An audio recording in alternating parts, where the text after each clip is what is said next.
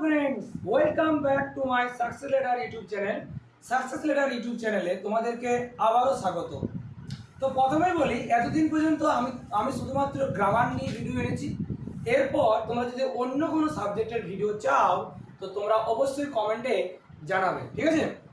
তো আজকে যেটা আমরা আলোচনা করব, আজ কিন্তু আমরা একটু অন্য টপিক নিয়ে আলোচনা করব, বিশেষ করে একদম পুরোনো দিনের কথা নিয়ে, যেটা হচ্ছে দিস এবং দ্যাটের একটা ব্যবহার, বা দিস এবং দ্যাট আমরা কোথায় কোথায় ব্যবহার করি, বিশেষ করে ছোট ছোট ছেলে মেয়েদের জন্য আমি এই ভিডিওটা আনতে চলেছি। তোমরা যদি এরকম আরও ভিডিও চাও তো তোমরা অবশ্যই কমেন্টে জানাবে। তো চলো দেখে নিই যে কীভাবে আমরা গল্প বলা পদ্ধতির মাধ্যমে দিস অ্যান্ড দ্যাটের ব্যবহার জেনে নেব, ঠিক আছে? খুব একদম সহজ এবং সাধারণভাবে। তো চলো আমি শুরু করছি। তো দুই ভাই ছিল, কি বললাম আমি? দুই ভাই। একজনকার নাম দিস, আরেকজনকার নাম দ্যাট, ঠিক আছে? একজনকার নাম কি? দিস, আরেকজনকার নাম হচ্ছে দ্যাট।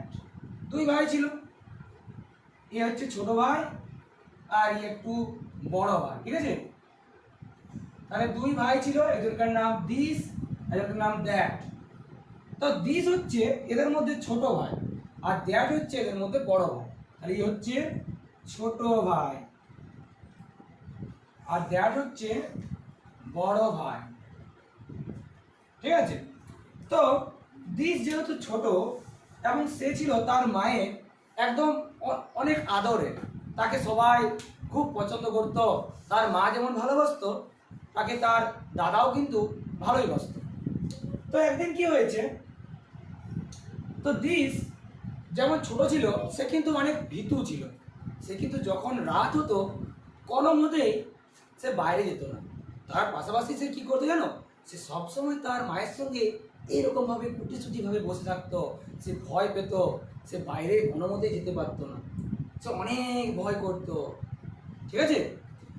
তো যে কোনো কোনো কাজ যদি তার মা তাদের দিসকে বলতো, দিস কিন্তু ভয়ে কিন্তু যেতে পারতো না। কিন্তু দ্যাট ছিল অত্যন্ত সাহসী। সে কিন্তু কোনো কিছুকে ভয় করতো না। সে কি করতো? সে সব কিছুই, কোনো কিছুকে ভয় না করে সব কিছু করতে যেত, এমনকি সে বাইরেও চলে যেত। তাহলে দূরে দূরে যখনই তার মায়ের কোনো কাজ দরকার হতো, বা যে কোনো কাজ তার মায়ের যখন দরকার হতো, কে করতো বলো তো? দ্যাট করতো। কারণ দ্যাটের মধ্যে কোনো ভয় ছিল না, সে ছিল অত্যন্ত সাহসী। কিন্তু দিস বলতো, না বাবা আমি পারবো না, আমি অনেক ছোট, এরকম বলতো। কিন্তু দ্যাট কিন্তু একদম ভয় পেত না, ঠিক আছে? তো তো যখনই তার মায়ের কোনো কাজ পড়তো, দ্যাট কিন্তু চলে যেত, কিন্তু দিস পারতো না। তো একদিন দ্যাট তার মাকে বলছে, দেখো মা, আমি তো বাড়ির সব কাজ করি, দিস তো কোনো কাজই করে না, ও শুধু তোমার সাথে থাকে।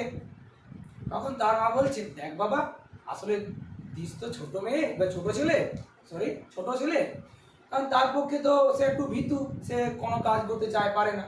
তখন ড্যাড বলে, আচ্ছা মানলাম সে হচ্ছে ছোট, কিন্তু সামনাসামনির কাজগুলো তো করতে পারে, তোমার কাছে কাছে যে কাজগুলো আছে।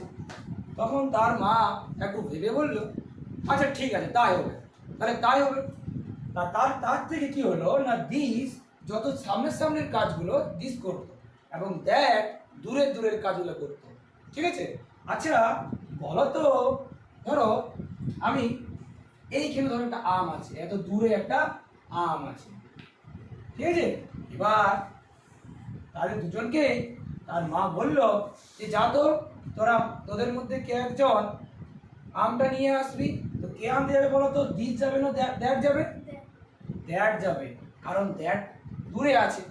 আচ্ছা, কারণ এটা দূরে বোঝাচ্ছে, তার মানে কি, যখন কোনো দূরের জিনিস আনতে হয় সেক্ষেত্রে আমরা কি বসাই?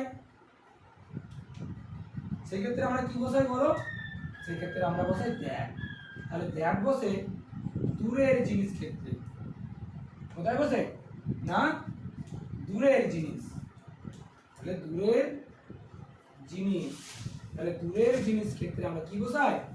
না দ্যাট। আর ধরো যদি কোনো একটা সামনের কিছু থাকে, ধরো এই বল যদি আনতে বলো, তাহলে কি আনবে? দিস আনবে, এটা কাছের জিনিস, তাহলে কাছের জিনিস যখন বোঝায় সেক্ষেত্রে কে আনবে কাছের জিনিস কাছের জিনিস আনতে বললে দিস আনবে, আর দূরের জিনিস আনতে বললে কে আনবে দ্যাট। তাহলে আমরা কি জানলাম বলতো, যে যদি কোনো কাছের জিনিস হয় সেক্ষেত্রে আমরা কি বসাই, দিস বসাই, আর দূরের জিনিস হলে দ্যাট বসাই। ঠিক আছে, বুঝতে পেরেছো? আচ্ছা বলো এবার, ধরো এই আমার হাতের কাছে যে একটা পেন আছে, এটা বলো তো কি বসবে, দিস না দ্যাট? দিস বসবে। কিন্তু যদি আমি বলি ওইখানে একটা দূরে একটা পাখা আছে, হ্যাঁ, বা আমার কাছ থেকে বোর্ডটা দূরে আছে, এটাতে কি বসবে, বা তোমাদের কাছ থেকে বোর্ডটা দূরে আছে, এই ক্ষেত্রে আমরা কি বসাবো, দ্যাট বসাবো। আচ্ছা, তাহলে আজকে আমরা জেনে নিলাম দিস এবং দ্যাটের। আচ্ছা, তাহলে তোমরা যদি এরকম আরো ভিডিও পেতে চাও তো তোমরা অবশ্যই চ্যানেলটা সাবস্ক্রাইব করে রাখো এবং কমেন্টে জানাও এরপর আমি কোন বিষয় নিয়ে ভিডিও বানাবো। ঠিক আছে, ধন্যবাদ।